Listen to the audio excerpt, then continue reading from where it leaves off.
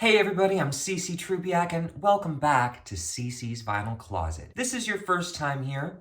Well, welcome. Here at CC's Vinyl Closet, I love listening to a lot of old country music on vinyl record and then sharing my thoughts on it with you. And I've got a very special installment for today. Let's go. Picture it, Flin Flon, Manitoba, circa the mid-1990s, when a 15-year-old Cece stayed up late one night at his dad's, watching the 1971 Peter Bogdanovich film, The Last Picture Show, based off the Larry McMurtry novel. I love that book. I've got it in my own collection. Great story. This black and white film, set in 1951, is a bleak, isolated, atrophied North Texas town that is slowly dying, both culturally and economically. The film's one of my favorites to this day, and one reason is because it introduced me at 15 years of age to the music of Hank Williams. His songs, like Kilaga, Half As Much, and Why Don't You Love Me Like You Used to Do, are featured throughout the film and add so much to the overall experience. So needless to say, I've always been aware and impressed by the legendary Hank Williams. But today's the day that I honor him by featuring one of his albums and sharing my experiences of taking in this specific history. Hank Williams, rest in peace, was born on September 17, 1923, in the rural community of Mount Olive in Butler County, Alabama. He passed away at the age of 29 years old in 1953. During his short time on Earth, he managed to surpass many odds, becoming one of the most significant and influential musicians and songwriters of the 20th century. He recorded only 2 full records and had 31 singles during his 6-year career, 11 #1 hits. I've learned so much about his life while researching him more in depth, and there are several facts about him that I discovered that I really had not known until now. For instance, I did not know that he had been born with spina bifida, a birth defect of the spinal column, which gave Hank lifelong pain. This became a big factor in his later alcohol and drug abuse. His family managed to survive the Great Depression of the 1930s, and Hank's mother would buy him his first guitar, and wouldn't you know it, while living in Georgiana, Williams met a man named Rufus T. Tot Payne, a street performer who gave Williams guitar lessons in exchange for money or meals from his mother, Lily. All of this informed Hank Williams, the eventual writer, musician, and singer. He'd base his compositions in storytelling and personal experience. Hank Williams went from finding early success on the radio, which then led him towards a music career that would include starting his own band, the Drifting Cowboys. Wow, you should hear them on this record that I'll be introducing shortly. These fellas were incredibly talented musicians, and as a band, they would have traveled throughout central and southern Alabama performing in clubs and private gatherings with Hank Williams. And I loved this little piece of history. I did not know this, but Hank experienced a lot of hard times in the 1940s. He was medically disqualified from military service due to his back issues, while his band members would all be drafted. And that's when Williams' alcoholism became more and more prevalent. Even still, though, he persisted. I think most tragically, I discovered that how at his peak, Hank found success as a songwriter and eventually fulfilled his dream of debuting on the Grand Ole Opry in 1949. And he enjoyed a success of singles until August 11th, 1952, when he was dismissed from performing at the Grand Ole Opry for habitual drunkenness and frequently missing shows. He would pass away at the age of 29 years old in 1953.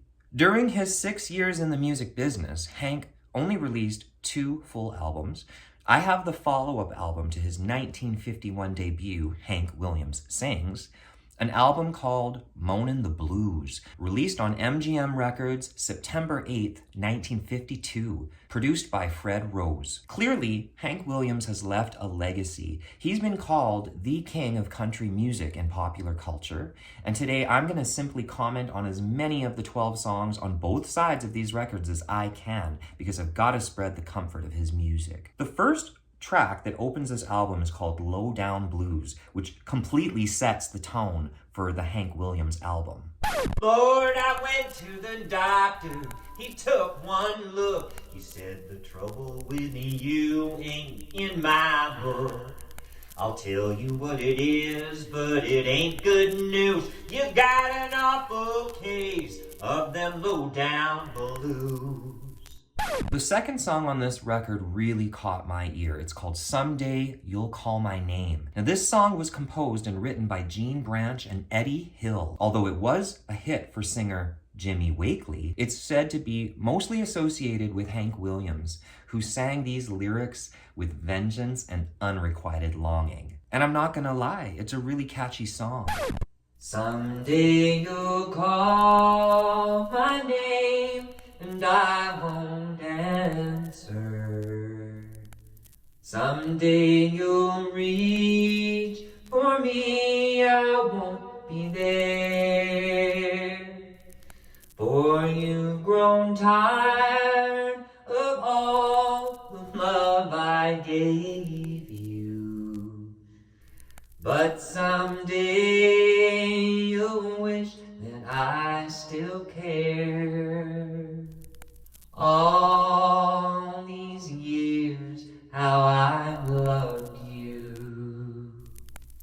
Still I know I claim you for my own.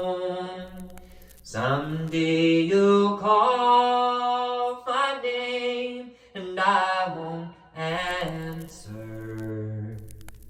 For someday you'll find yourself alone.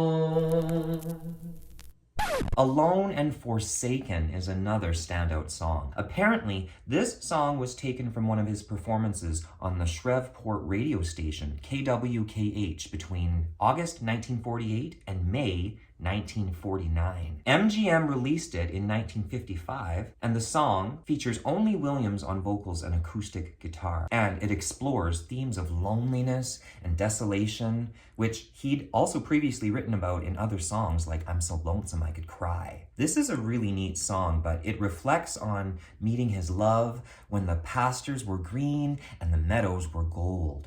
But her love, like the leaves, now have withered and gone. Man, such darkening imagery. We met in the springtime when blossoms unfold. The pastures were green and the meadows were gold. Our love was in flower as the summer grew on. Her love, like the leaves, now has withered and gone. Alone and forsaken by fate and by man. Oh Lord, if you hear me, please hold to my hand. Oh, please understand. I loved all of the songs on side one. I'm So Lonesome I Could Cry. We're familiar with this one, right? Williams originally intended this to be a spoken word piece, but he was allegedly convinced to set it to music by several of his friends and colleagues. This song is said to be about his relationship with then-wife Audrey Williams. I don't know much about Audrey, but I have seen her name pop up in a lot of history, and I do plan on looking into her one day myself. Elvis Presley once said of this song that it was the saddest song he'd ever heard. That midnight train is winding low. I'm so lonesome I couldn't cry. It's an understatement to say that the whole record is worth hearing. On side two, Honky-Tonk Blues was another one I just loved. I've read of this song that Williams and Fred Rose attempted to record this feisty number 3 times before they hit the mark in 1951. Well, I left my home down on the rural route. I told my pa I'm going stepping out and get the honky-tonk blues. Yeah, the honky-tonk blues. I got the honky-tonk blues. This song hit number 2 in 1952, and nearly 3 decades later, good old Charlie Pride took this song to number 1 off of his tribute LP, There's a Little Bit of Hank in Me. I found that interesting. I'm gonna go check out Charlie's version. Lovesick Blues. This is one of those few songs that apparently Williams recorded but didn't write. But I have read that it was hugely successful when he released it, and that he got 6 standing ovations after playing it at the Grand Ole Opry.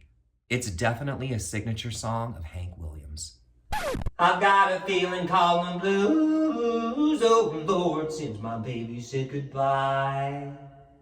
I don't know what I'm gonna do. All I do is sit and cry, oh Lord.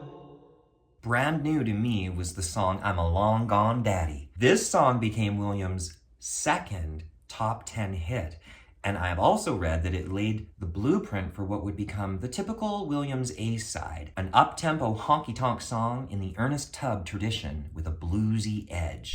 I've been in the doghouse so doggone long that when I get a kiss I think that something's wrong. I'm leaving now.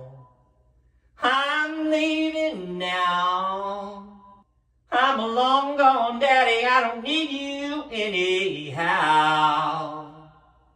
It's hard not to want to make a comment on every single song here, but the final one I'd like to mention is called Long Gone Lonesome Blues. I learned that this was yet another #1 hit song on the country charts in 1950. And apparently, and I honestly did not know this, it became one of his best known songs. I went down to the river to watch the fish swim by. But I got to the river so lonesome I wanted to die, oh Lord. And then I jumped in the river, but the doggone river was dry. I certainly could not get it out of my head for some time, from the bluesy guitar intro to his high falsettos and his suicidal yet irresistibly catchy lyrics. To wrap this all up with a pretty bow, I had such an amazing time doing this deep dive. Hank Williams, at least in my opinion, and I know it's shared by many people, was an immensely talented songwriter and an impassioned vocalist. Obviously, his iconic status was amplified by his death at the age of 29 and by his reputation for hard living and wearing his heart on his sleeve. I'm a big fan of this pioneer. So what about you though? Drop me your comments on Hank Williams below, and thank you so much for watching and supporting my channel. Please hit that like and subscribe button, and until next week's installment of CC's Vinyl Closet, take care of yourself and take sweet comfort in the music.